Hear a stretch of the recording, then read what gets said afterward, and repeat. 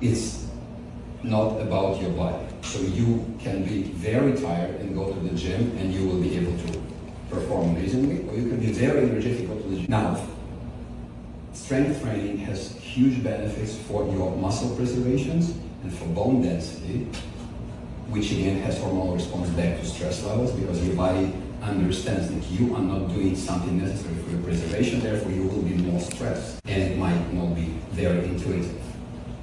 For women especially, and I want to stress it, and I work with predominantly women, because women, girls, you are way more resilient than men, and I'm sorry about that, right? Whatever. You stick with your goals way better, and you care more about yourself. You also care about others who you take care of. Men, they don't care how they look like usually. They don't care about their health as long as nothing is really hurting, and they want to have their fun.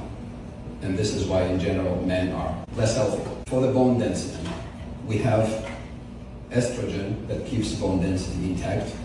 Is there anyone who doesn't know that? Happy? So, come menopause at some point, estrogen drops and women usually lose bone density very fast. The only way to fix bone density is strength training. So whoever doesn't lift before menopause comes to menopause with already bad bone density, and then from there it's like, I don't have any good words for that. Okay, it's all clusterfuck. I'm on record. Whoever trains comes to menopause with good bone density, and from there it's slow decline. And if you train, you will keep it in check and eat correct. And this is why we have so many people, especially women, who fall somewhere in there, being 55, break hips, and never get out of that. Another thing, some people struggle with weight. Usually, we struggle with weight because we eat too much, and we eat too much because we have yummy things that make us eat that, and because we are hungry. When you lift weights, you're way less hungry because of, again, of your hormonal response, and after training session, it's really hard to eat sometimes for hours. So those are the reasons. That is, a very small summary that are very important to do this. And again, stress release is very, very strong here. Okay, now let's talk about another thing here. And we eat things that, again, are yummy, and there's none of them almost here today, which is a good thing. And stress is coming from food. Anyone can tell me what endorphins are? Happy hormone. Okay, anyone else? Okay, anyone knows what morphine is? Morphine is. What morphine is? Morphine drug? Yes. Yeah. Okay, cool. So endorphins are not happy hormones at all.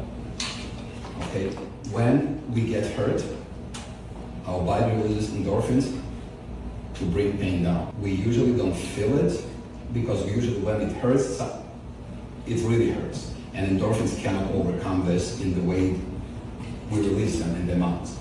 But what's important to understand that when we eat something very yummy, we feel great in the moment. And that's in big part, especially sugar, because of the release of endorphins. So now we eat something, we get inflammation and damage to blood vessels, which is almost immediate, feel great, and as a result of that, we go for more. Okay?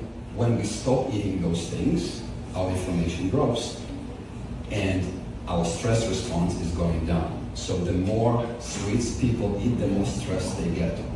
And it doesn't have to be sweets for that purpose. I'm just naming sweets because sugar is very vicious with that. Anything that is engineered food, right, processed food, and I'm not talking about like boiled potatoes, I'm talking about cookies and different crazy things that we can eat in restaurants. It's engineered to be yummy, but it takes a huge toll on you. And it might be very tasty in the moment you want to go more, but you have very strong stress response.